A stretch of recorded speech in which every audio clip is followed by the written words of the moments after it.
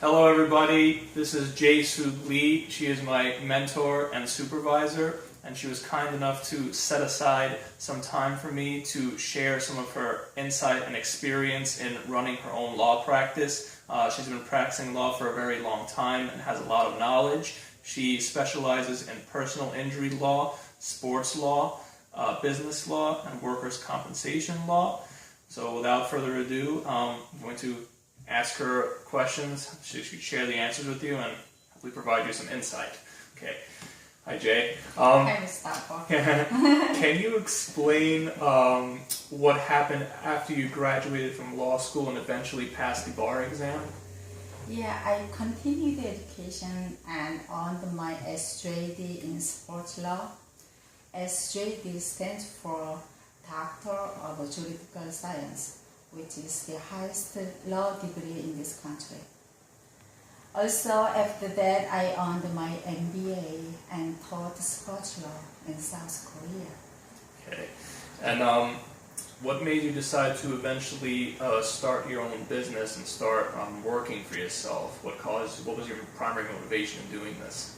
I went into business for myself because I believe I could work at any time, anywhere, and I could play golf whenever I wanted to. I was correct in believing I could work at any time and anywhere. However, it was mistaken I could play golf whenever I wanted to because my busy schedule does not allow me to play golf.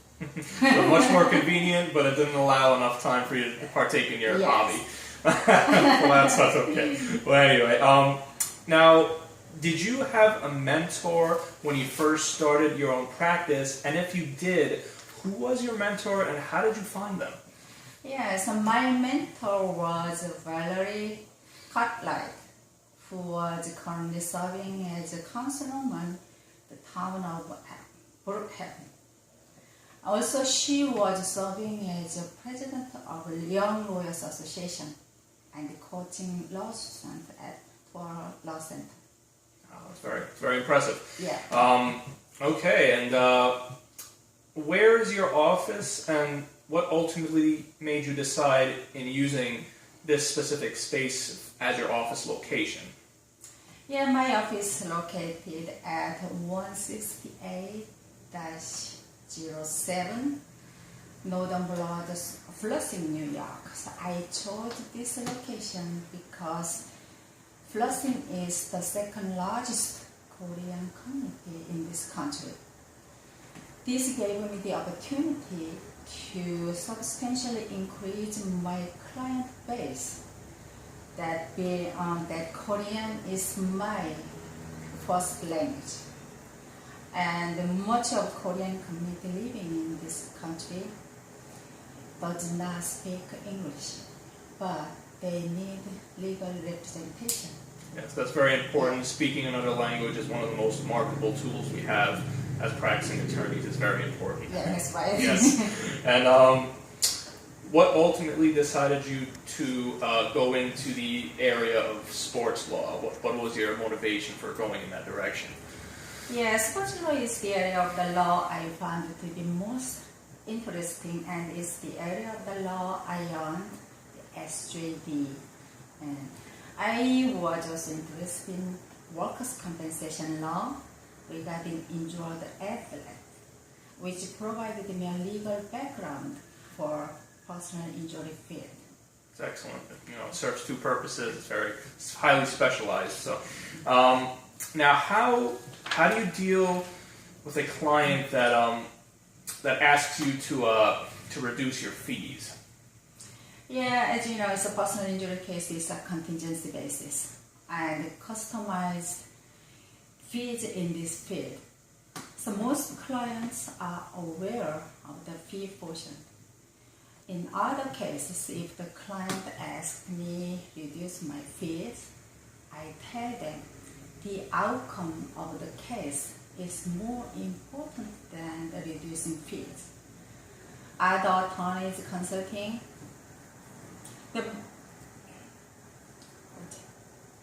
Yeah, pause it.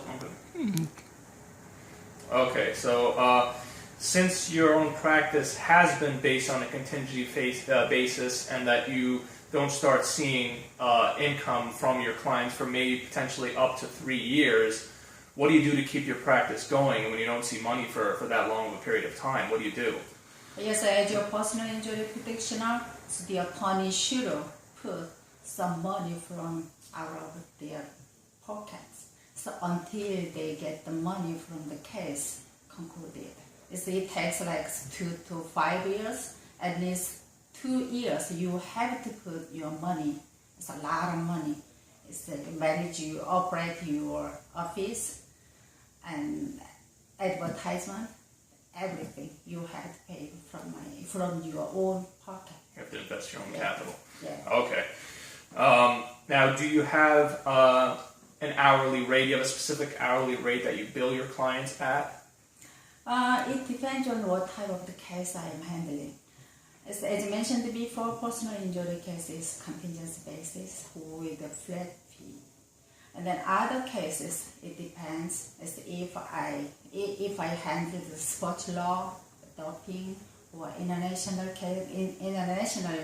transaction or international law, my fee will high rates. Okay. And have you thought about hiring a paralegal? And if you did, what were your reasons for deciding to hire one or to not hire one? Yes, trained or experienced paralegal is very important and helpful to assist me. So I am hiring. I have. Okay. Yeah. Okay. And have you ever declined a client? And if yes, why did you do so? Just I can give you one example. So one day, one client asked me to handle land of the tenant case for free because I retained her case as personal injury. So I declined. Right. Okay. And in generally speaking, what are your considerations for denying a client? I would deny a client representation if they unreasonably demand or unreasonably complain everything, every time. So for example, when a client called every day and demanded to speak attorney only, even those staff members could answer to their questions. And then always complained about everything.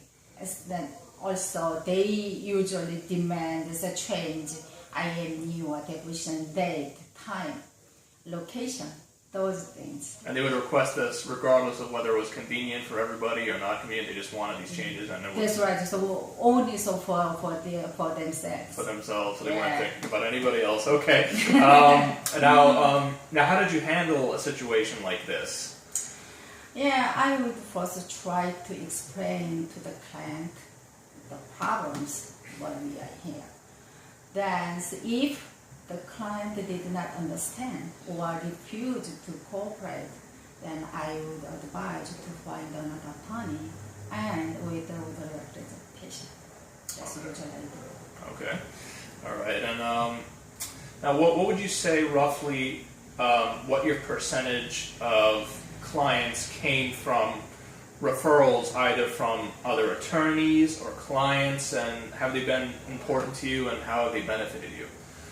Yes, usually I retain the cases from referral, so roughly 60%, and then others, some of them are they are from advertisement. So why it is important to work the advertisement or referrals?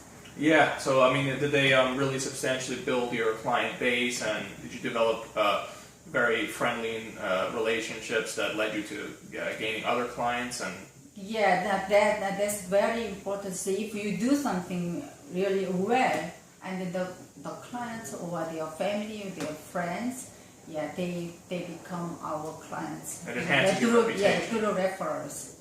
It enhances your reputation. Yes, in the community. mouth is very important. Yes. Yeah. Okay. And do you advertise? And if you do advertise, what do you use to advertise? I advertise in television, newspapers, and technology. It's particularly on TV. I gave them 1 minute legal column. So from the beginning, so I did every day 1 minute legal column for 6 months. That was really, really helpful. And after that, most people recognized me in the street, restaurant, and anywhere. So that means advertising effect. And which TV station? Was it a Korean TV Yes. station or a particular network? Yeah, that was a Korean TV station because most of our clients are Koreans in Flushing or New York, New Jersey. Oh, okay. Yeah. Okay. And do you have a separate personal phone and a separate office phone? And if so, why do you have that, and what are the benefits of having that? Yeah, we have the office phone, landline, around 8 to 10 landlines, and cell phones, I believe around 10 cell phones individually, because office phones for staffs and another attorney, I gave them to use it. Okay. Yeah. Now I know you mentioned before that you actually have a lot of phone numbers. You have even anywhere from 8 to 10 different phone numbers. What is the strategy? What's the reason for that strategy? Yes, if someone calls our office and if someone does not pick up the phone, they got upset. So they do not wait. So we have several phone numbers. We can pick up as soon as the ring. And are these phone numbers, are they in different offices around the city or in different locations? So we have 2 different locations here. They are Flushing and Manhattan. Yeah, actually, so we have in Korea that they can call in Korea. So we have the phone number 070 Korean phone number. Oh wow, okay. Yeah. Oh, that's great. That's excellent.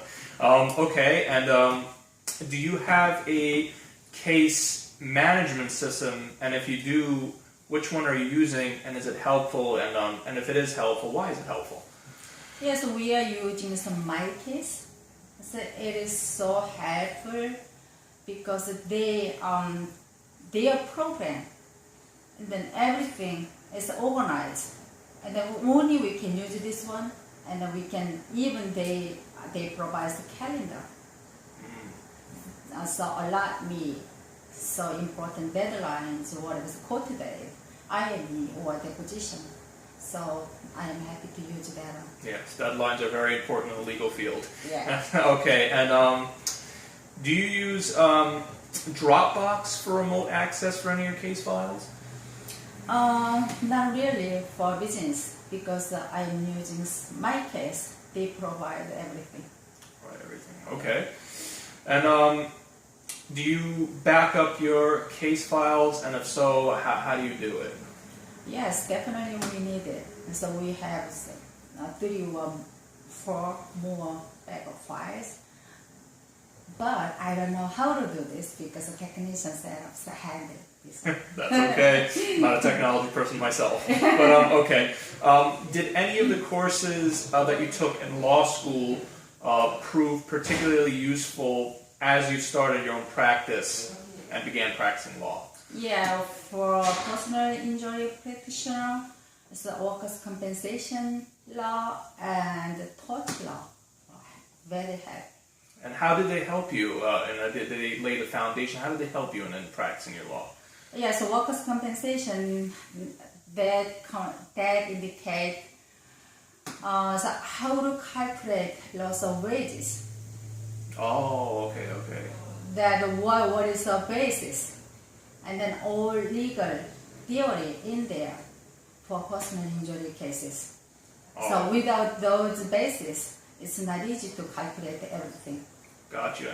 And speaking of cost calculating, when you first started your own practice, particularly at the outset, within the first 6 months to a year, how did you manage the overhead costs? I mean, it's difficult getting into business and great to retaining a profit. So how did you manage these costs? Yes, for personal injury, so most cases are contingency, we don't have income until like 2 or 3 years, sometimes 5 years until the case is concluded. Oh. So the attorney, not only myself but other personal injury attorneys from the beginning, they have to invest some capitals from their own money, own pocket. And that's how you would pay for like supplies, and that's how you'd pay wages and things like that if you had help? Yes. Oh, yeah, okay. Operation, the business and the advertisement, and then everything. They came from your own pocket. Yeah, so you need some capital. So how long did it take you? How long did it take you to like really start seeing some profit for yourself? I mean, I know you invested your own capital. How long did it take you roughly? Like I know it's different. Like how long? Like how many did it take? A few years? Did it? You know? Yeah, most cases in litigation we would say so 2 to 5 years. That sometimes the case can be reached the settlement earlier. So for instance, if the insurance maximum coverage is $50,000, and then there are so 4 injured people, then so they can the insurance company adjust the new is gonna be over $50,000 for the compensation, then they offer the settlement. Oh wow. Okay. Then we can reach the settlement agreements earlier, like in 6 months or 3 months. It depends. That's good. So yes, just a few cases, but then normally it takes like 2 years or 5 years. Wow. Once we file the complaint. Now, in the meantime, did you? Okay. And do you, in the meantime, as some of these cases took very long and dragged on, did you do things such as make appearances on behalf of other attorneys to make a little bit of money to maintain the cost of your business? Would you do anything like that, like appearances on behalf of other attorneys in other courts or anything like that? For me, for myself? No, for other attorneys. Like, did you go to court on behalf of another attorney as a request to make some money in the meantime as these cases were dragging out? Yeah, that's right. So if I go to court for appearance, and then it takes like 3 to 4 hours to report and wait and come back. However, so if I hire like a per diem attorney, so was another attorney, it's a much lower cost for me. Oh, okay. Yeah, so that's why I usually hire the per diem attorneys for court appearance if the judge does not require for me to be there. Oh, okay. But did another attorney ever request you to appear on behalf of them as a per diem attorney, or were you ever asked to? No, appear? I don't have time to be Okay. for another attorney. Oh, okay, gotcha. I understand. I always hire another attorney. And you never did this in the beginning either, when No, you didn't have the time. Okay. No, okay. No. All right. Okay. And now, do you attend any networking or bar association events? And if you do you find these useful? And why were they useful? Yes, I used to attend a lot of events from the beginning, but not now. But it is useful because we can know each other, and sometimes we can refer each other. That is so useful, and we can have a good relationship with another attorneys. Okay. And what traits or characteristics does a person really need to have in order to be successful in running their own law practice as a sole practitioner or as a smaller firm? What do you think it takes to become successful? I believe what makes someone successful as a solo practitioner is knowledge, confidence, and a fair, ethical competition. And why do you think fair, ethical competition is so important? What makes that so important? Yeah, because some of attorneys, particularly this personal injury field, they do unethical competition. Oh, okay. So we need to change this one. We need to correct that non-ethical competition. Okay. Yeah. Okay. And what do you consider the most challenging or difficult part of running your own practice? Well, what do you find very, very hard in particular to do? Yeah, for me, it's the most difficult thing is to hire a right person. So even if out there's a lot of plenty of people seeking employment, but it's not easy to find the right person for our firm. Okay. All right. And how do you deal with cases that... Okay. Okay. And how do you deal with cases that have a short statute of limitation period? Yeah, as soon as I retain the case, I'm trying to file the complaint immediately. Or I already set up calendar allowed for important deadlines, so I do not miss the statute of limitation. Okay. And what do you consider the most enjoyable experience in running your own practice? As many attorneys, it's so difficult case. If we won the case, the client was so happy, then we are happy. Okay. Guys enjoy time for practice. Okay. Well, thank you for your time and insight. Thank you for sharing everything you know with us. Hopefully this will help, this information will help all of you become successful solo practitioners or be successful in starting and running your own business. Thank you for listening and thank you for your time.